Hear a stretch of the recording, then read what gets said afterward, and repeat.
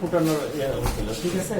এইটা হচ্ছে ডিজিটাল কাজে এখন আছে না। হ্যাঁ হ্যাঁ, এটাতে এখনো সরাসরি ডিম ফুটানো হয়, ঠিক আছে। এটার হচ্ছে সেটিং ট্রে, এই যে দেখেন দুইটাই দেখতে হবে। এটা হলো সেটিং ট্রে, এইটা ঠিক আছে। এটা সেটিং ট্রে, ডিমে এখানে যায় সেটিং ট্রে।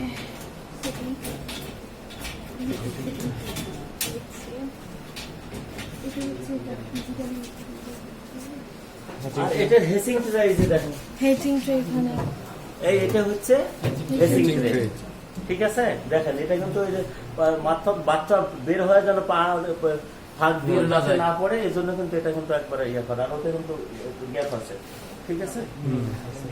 এই দুইটার মধ্যে পার্থক্য এইটা দিয়ে এখন বর্তমানে আমরা ডিম থেকে মুরগির বাচ্চা বের করি। কতটা ডিম ফুটানো যায় একটা? ওখানে এইটা একটু জুম করে দিলে একবারে অপারেশন ইনস্ট্রাকশন। 500 না 600 দেওয়া লাগবে, ঠিক আছে।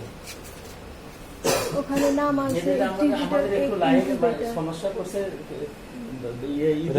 দিছি কিছু টাকা, এই জন্য সরাসরি নাতে দেখেন, দেখো ঠিক আছে। তারপরে এই যে দেখেন ঝামেলা করতেছে, ওটা চালা যাচ্ছে না, সমস্যা করতেছে।